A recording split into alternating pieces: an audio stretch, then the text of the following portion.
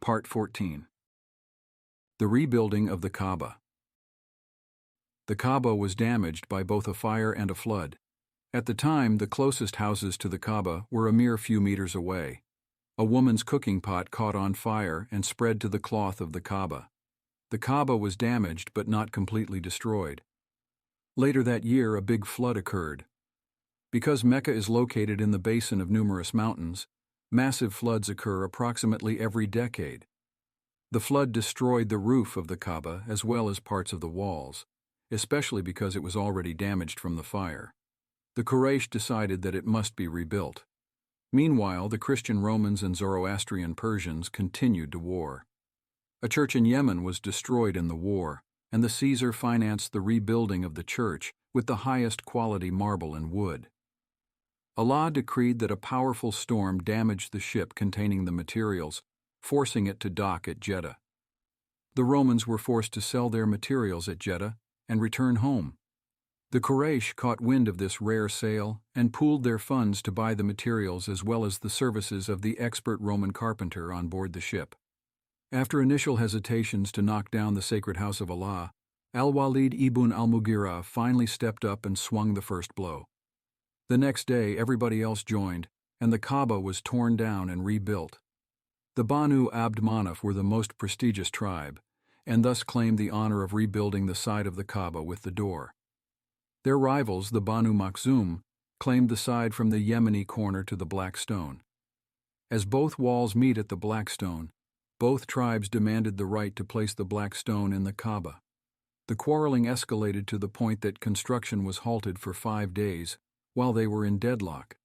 The Banu Makhzum made a secret pledge that they would fight to the death before backing down, and even dipped their hands in blood to sign this pledge. On the 5th day, Abu Umayyah ibn al-Mughira, the oldest person alive in Mecca, put a stop to the madness and forbade any further fighting. He suggested that they simply allocate the honor to the first person who enters through the door, thus leaving the matter to chance. The person that walked in next was none other than our Prophet Muhammad, peace be upon him. Both tribes cheered upon seeing the Prophet walk in, as he was loved by all. His integrity was recognized so much that it did not matter to them which tribe he belonged to. The Prophet placed the Black Stone in a garment and ordered every tribe to send a representative to place the Black Stone in the Kaaba in unison. When rebuilding the Kaaba, a number of changes were made to its structure. First, the original Kaaba was a rectangle, not a square. However, the expensive material they purchased from the Romans was not enough for the entire rectangle, so they decided to build it as a square, signposting the original format of the rectangle. Perhaps they intended that it be rebuilt again in the future to the original specification. However, Allah willed that it be a permanent change. Second, the Kaaba was doubled in height. The Kaaba of the 21st century is considerably taller at 15 meters high. At the time of the Prophet's childhood, it was as tall as someone riding a camel.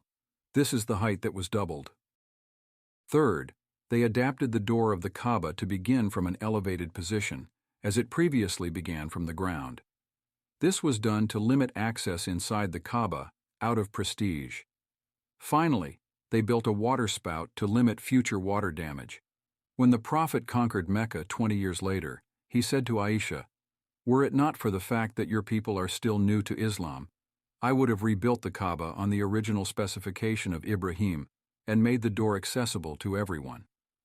During the early Umayyad dynasty, 661 to 750 AD, under the governorship of the infamous Al-Hajjaj ibn Yusuf, a group led by the companion Abdullah ibn al-Zubair broke away from the Umayyad Empire and founded a mini-caliphate in Mecca. When he heard of the above hadith, he destroyed the Kaaba and rebuilt it as a rectangle and extended the door back down to the floor, as per the Prophet's description. Eventually, Al-Hajjaj reclaimed Mecca by throwing catapults into the Kaaba, destroying the Kaaba itself.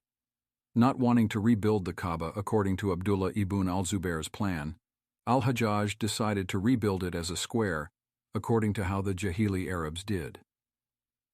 Sometime later, in the era of Imam Malik, the then caliph asked the Imam if the Kaaba should be rebuilt according to the Prophet's description, To which the noble Imam replied, No, I do not want the Kaaba to become a plaything of the rulers. "The Kaaba has thus remained upon this structure until our current time.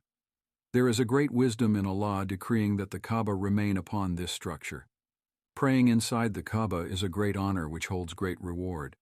Praying inside the Kaaba with the raised door is practically impossible for the vast majority of people, as entry is controlled. However, praying where the old structure would have been holds the same reward as praying inside the Kaaba. As mentioned, the location of the Kaaba is holy, not the bricks themselves. There is clear symbolism in the Kaaba being destroyed and rebuilt 5 years before the prophethood of Muhammad, peace be upon him. The religion of Ibrahim had been destroyed, and Muhammad, peace be upon him, is coming to rebuild it again. The Kaaba represents the religion of Ibrahim, as well as the first house of Allah. The foundation, the ground, remains the same. That is, there is no God but Allah, but the dressing, the bricks, is renewed.